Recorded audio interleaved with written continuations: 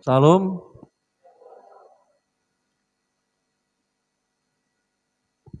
Yehezkiel 48 ayat yang ke-35. Kitab Yehezkiel 48 ayat yang ke-35 berkata begini. Jadi keliling kota itu adalah 18.000 hasta. Sejak hari itu, nama kota itu ialah Jehovah Sama. Artinya Tuhan hadir di situ. Di dalam perjanjian lama, nama Tuhan ada banyak. Ada Jehovah Jireh, ada Jehovah Rafa, ada Jehovah Nisi, dan ada satu nama yang kita akan dengarkan lewat pemberitaan firman, yakni Jehovah Sama. Artinya Tuhan ada di situ. Nama ini penting. Nama ini membuat kota Yerusalem pada waktu itu ditakuti oleh bangsa-bangsa. Tuhan mengelilingi kota Yerusalem. Tuhan memberkati penduduk Yerusalem. Tetapi ketika penduduk Yerusalem jatuh dalam penyembahan berhala, maka Tuhan memutuskan untuk tidak lagi tinggal berdiam di Jehovah Sama. Nama boleh Jehovah Sama, tapi apa artinya jika tidak ada Tuhan di dalamnya? Dia seakan-akan marah sekali dan tidak senang dengan pemberontakan umat Israel. Sehingga barangkali dalam bahasa sehari-hari Tuhan akan berkata, sudahlah, aku tidak mau tinggal di sini lagi. Aku pergi jauh dari sini. Saat Allah tidak lagi menaungi kota Yerusalem, tempat di mana bait suci sebetulnya berada, maka apa yang terjadi? Jemaat yang dikasihi Tuhan, lewat Nabi Yehezkiel, Allah menjanjikan pemulihan bangsa ini. Dan hadiratnya akan kembali comeback menaungi kota Yerusalem. Dan pada saat itu, kota itu sungguh-sungguh bukan hanya namanya saja Jehovah Sama, tetapi sesungguhnya Tuhan betul-betul ada di kota itu. Mari berpikir sejenak, bagaimana Jehovah Sama, Allah hadir di situ, juga berlaku dalam hidup kita. Kita mungkin sering jalani hidup keseharian kita dengan menatap jauh ke depan. Kita melihat ada berbagai hal yang mungkin akan menghalangi jalan hidup kita. Kita mungkin bertanya-tanya, apakah minggu besok, bulan depan, tahun berikutnya kita bisa bertahan? Apakah pandemik yang sedang dan masih berada di dunia ini, di negara kita, di Pulau Bali, akan terus bercokol? Kita tahu semua akibatnya. Banyak orang kehilangan pekerjaan. Banyak orang pulang kembali ke kampung halamannya. Dan kota Pulau Bali dan pasar, Kuta dan lain sebagainya yang dikenal di seluruh dunia, di mana banyak orang Eropa, orang Amerika, orang Afrika, orang Australia, orang Asia bermimpi, satu hari saya harus datang ke Pulau Bali. Mungkin kita bertanya, bagaimana masa depan anak-anak saya? Bagaimana masa depan hari tua saya? Bagaimana masa depan rumah tangga saya? Kehidupan ini akan memicu stres. Kita akan gelisah. hati kita gundah gulana, kecemasan, kekhawatiran mengelilingi hidup kita. Jehovah Sama, Tuhan hadir di sini. Tuhan hadir di situ, kata tetangga, kata lain kecamatan, lain desa, lain kota. Tapi bagi kita jemaat Gekri, Ebenezer, Sinam, Jimbaran, Bali, Tuhan Allah hadir di sini. Dia bahkan tahu bagaimana masa depan kita. Dia mengontrol semua gerak hidup kita. Dia ikuti perasaan hati kita. Semuanya dicatat. Dan bahkan dikatakan dia merendah di telapak tangannya. Kita tidak bisa pergi menuju masa depan kita sendiri. Tapi Tuhan bisa. Kita tidak sanggup melihat ke depan karena gelap. Mata kita terbatas. Tapi mata Tuhan tidak terbatas. Jehovah Sama, Allah hadir di sini. Akan selalu mengiringi kita. Karena kasih-Nya teramat besar bagi kita. Dia ada di hidup kita. Dia ada di hari kita. Dia ada di tempat ini. Gekri, Ebenezer, Sinam, Jimbaran. Aku sendiri, Yesaya 45 ayat yang kedua. Tuhan berkata, aku sendiri hendak berjalan di depanmu. Dan hendak meratakan gunung-gunung. Hendak memecahkan pintu-pintu tembaga. Hendak mematahkan palang-palang besi. Yang membedakan bangsa Israel dengan bangsa-bangsa lain pada waktu itu. Yang membuat mereka gentar menghadapi bangsa Israel. Karena ada Tuhan di tengah-tengah mereka. Ada Allah Jehovah Sama. Tuhan yang menyertai, Tuhan yang hadir, Tuhan yang present di tempat mereka tinggal. Bahkan kota yang dibangun dengan petunjuk Tuhan pun menjadi pengingat bahwa Tuhan ada di tengah-tengah mereka. Karena memang kota itu dikasih nama Jehovah Sama. Jika pada zaman Israel kuno, di perjanjian lama Tuhan hadir dalam bait Allah di Yerusalem. Mulai hari ini Tuhan hadir di tempat ini. Amin. Tuhan hadir di hati kita. Dia mengontrol semua pikiran kita. Dia menggerakkan kaki kita. Dia mengarahkan jalan hidup kita. Jehovah Sama ada dalam hidup kita. Jadi apapun kondisi kita pada hari ini, apapun situasi besok dan berikutnya yang akan kita hadapi, sadarilah bahwa Allah Jehovah Sama, Tuhan hadir di sini. Jika Tuhan hadir, kuasa-Nya aktif bekerja. Dia tidak akan tinggal diam. Dia akan memonitor satu-satu setiap orang yang datang ke tempat ini. Bukan sebagai formalitas, karena hari Minggu harus gereja. Jika tidak ditegur mertua, malu sama tetangga, ribut sama pasangan. Kita hadir di sini bukan karena itu semua, karena ada Tuhan di hati kita. Ada Tuhan di tempat ini. Kita harus memperlihatkan wujud kita, kedatangan kita, roh kita datang di tempat ini. Jika aku mendaki ke langit, engkau di sana. Jika aku menaruh tempat tidurku di dunia orang mati, di situ pun engkau. Mazmur 139 ayat yang ke-8. Tulis Daud. Daud punya pengalaman yang menyesakkan dadanya. Daud sangat terjepit hidupnya. Maju kena, mundur kena, ke kanan mentok, ke kiri mentok.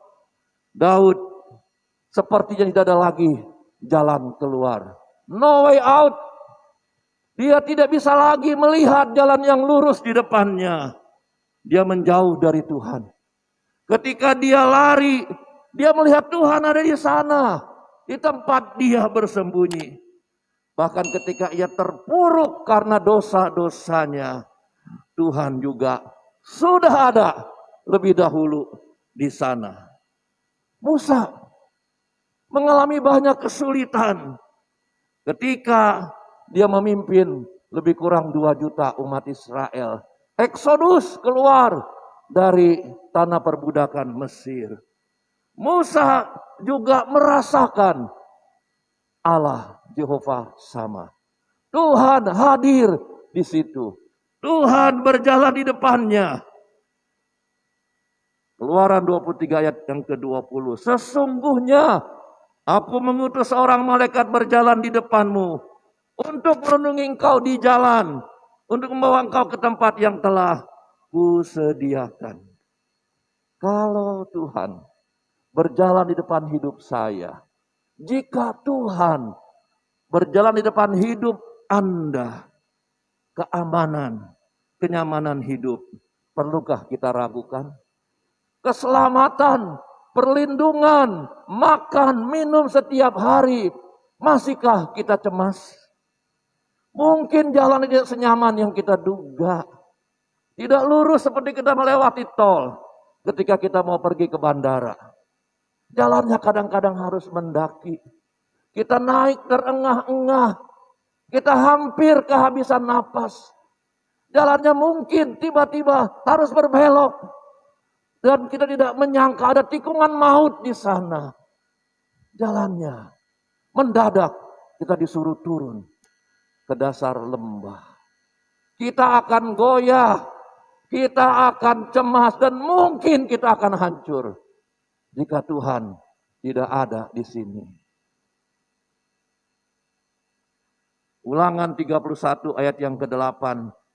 Tuhan berkata, sebab Tuhan, Dia sendiri, kata Musa, akan berjalan di depanmu. Dia sendiri akan menyertai engkau. Dia tidak akan membiarkan engkau. Tidak akan meninggalkan engkau. Janganlah takut. Janganlah patah hati. Mulai hari ini, kalau ada pasangan kita berkata, aku takut. Bagaimana nasib masa depan anak-anak kita? Aku takut. Bagaimana bulan depan kita harus bayar kontrakan? Aku takut. Bagaimana kalau tiba-tiba besok aku sakit? Siapa yang akan cari uang? Satu saat Israel dijajah oleh bangsa Median. Gideon, pemimpin yang dipilih Tuhan untuk melepaskan bangsanya, juga memiliki perasaan yang sama. Sehingga Gideon berkomunikasi dengan Tuhan. Tuanku, jika Tuhan menyertai kami, mengapa semuanya ini menimpa kami? Di manakah segala perbuatan-perbuatannya yang ajaib itu, yang diceritakan oleh nenek moyang kami kepada kami? Ketika mereka berkata, bukankah Tuhan sudah menuntun kita keluar dari Mesir? Tetapi kenyataannya sekarang Tuhan membuang kami. Tuhan menyerahkan kami dalam cengkraman orang Median. Kita sering bersikap seperti Gideon. Kita sering cemas seperti Gideon. Kita sering ragu-ragu seperti Gideon. Tetapi Tuhan tidak membiarkan lama-lama pikiran, perasaan, godaan ini mempengaruhi hidup Gideon. Hakim-Hakim pasal 6 ayat yang ke-16, Tuhan berkata, tetapi akulah yang akan menyertai engkau. Sebab itu engkau akan memukul kalah orang Midian itu sampai habis. Dalam hidup ini ada ujian yang harus kita hadapi. Anak kita ketika kelas 6 mau masuk SMP harus ikut ujian akhir. Untuk melihat apakah pelajaran yang diberikan selama 6 tahun betul-betul sudah dipahami, sudah dimengerti. Tempatnya adalah ujian. Tiap minggu kita terima firman di sini. Tiap hari terima firman dari Bapak Gembala. Tiap kali kita baca dari YouTube dengar. Ada waktunya Tuhan menguji kita. Adakah apa yang kita dengar apa yang kita lihat sungguh-sungguh telah mengubah hidup kita, mengubah karakter kita, mengubah harapan kita. Hidup yang nyaman dan aman bisa saja. Hidup yang aman dan nyaman bisa saja tiba-tiba mendadak sekali dihempas oleh angin dan badai. Sehingga semua yang sudah kita atur, semua yang sudah kita persiapkan luluh lantak. Jika itu terjadi, masihkah kita dengan kokoh berkata, Jehovah sama, Tuhan hadir di sini. Saudara-saudara yang kekasih, janganlah kamu heran akan nyala api siksaan yang datang kepadamu sebagai ujian, seolah-olah ada sesuatu yang luar biasa terjadi atas kamu. Sebaliknya, bersukacitalah sesuai dengan bagian yang kamu dapat dalam penderitaan Kristus, supaya kamu juga boleh bergembira dan bersukacita pada waktu Ia menyatakan kemuliaannya. Apa maksudnya Tuhan hadir di sini? Apa artinya Jehovah sama? Tuhan menyertai kita. Tuhan mendahului kita bahkan. Tuhan ada di hari esok. Tuhan sudah tunggu kita di minggu depan. Tuhan menanti kita di bulan depan. Tuhan mempersiapkan kita di tahun depan. Kitab Ibrani mencatat Abraham sebagai pahlawan iman. Karena iman maka Abraham tatkala ia dicobai mempersembahkan Ishak, Tuhan Abraham yang telah menerima janji itu rela mempersembahkan anaknya yang tunggal. Manusia itu serba salah. Tidak diberkati dia nuntut sama Tuhan. Ketika diberkati dia lupa sama Tuhan. Jadi maunya apa dong? Itulah sebabnya tidak boleh jauh-jauh dari Jehovah sama. Tidak boleh tidak ke gereja setiap minggu. Tidak boleh tidak punya jam doa di rumah setiap hari. Tidak boleh lupa membaca Alkitab, membaca renungan. Kita manusia rentan. Mudah digoda. Mudah berubah. Mudah lupa diri. Hanya Jehovah sama yang akan mengingatkan kita, mewarning kita. Sehingga kita tetap ada di situ. Tuhan Yesus sudah ada di hari esok untuk kita.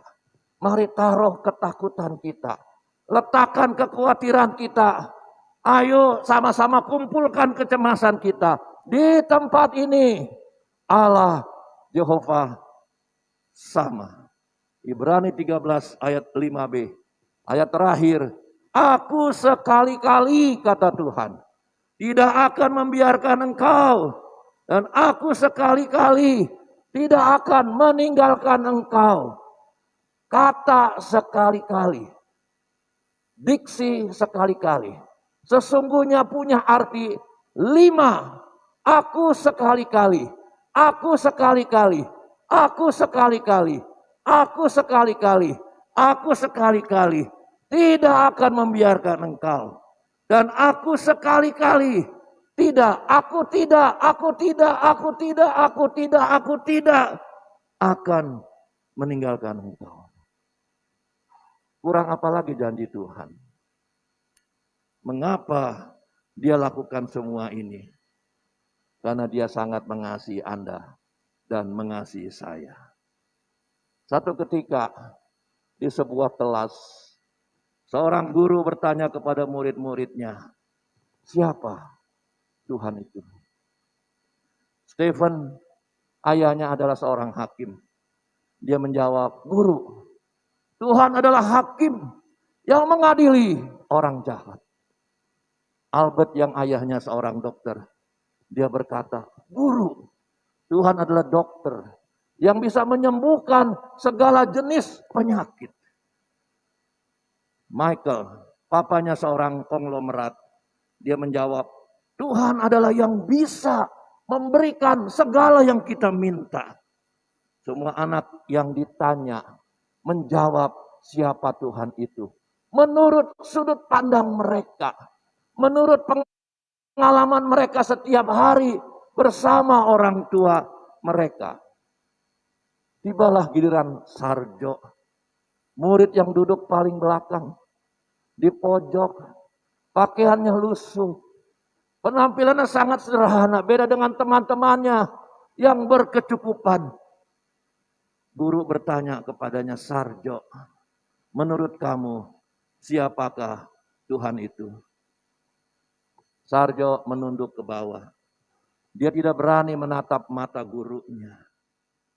Sarjo, menurut kamu siapakah Tuhan itu?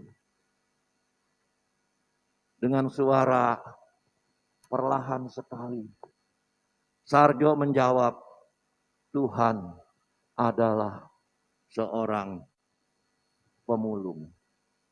Tiba-tiba kelas menjadi ricuh dan ribut, gaduh mendengar jawaban Sarjo. Seorang pemulung, Tuhan seorang pemulung. Katamu Tuhan seorang pemulung. Semua jari ditunjuk kepada Sarjo. Guru juga bingung.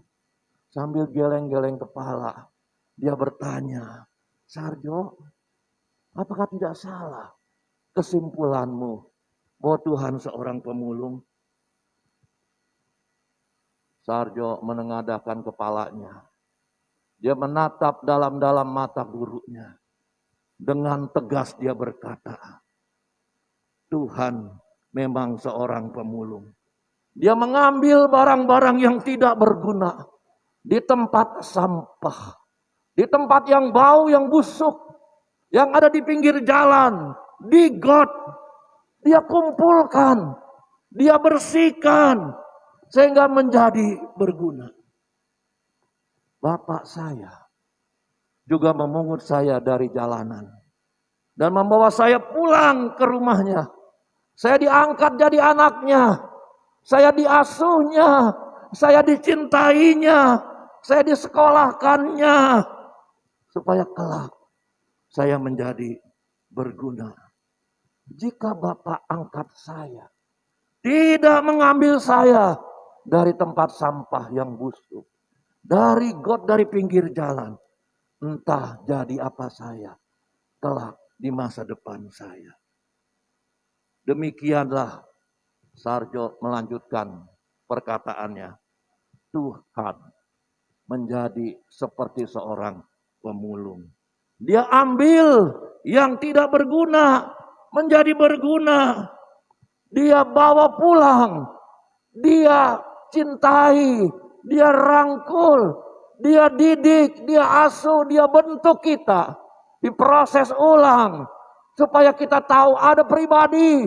Ada Allah yang disebut Jehovah Sama. Yang akan menyiapkan hari esok kita. Yang mempersiapkan masa depan kita. Semua kelas terdiam.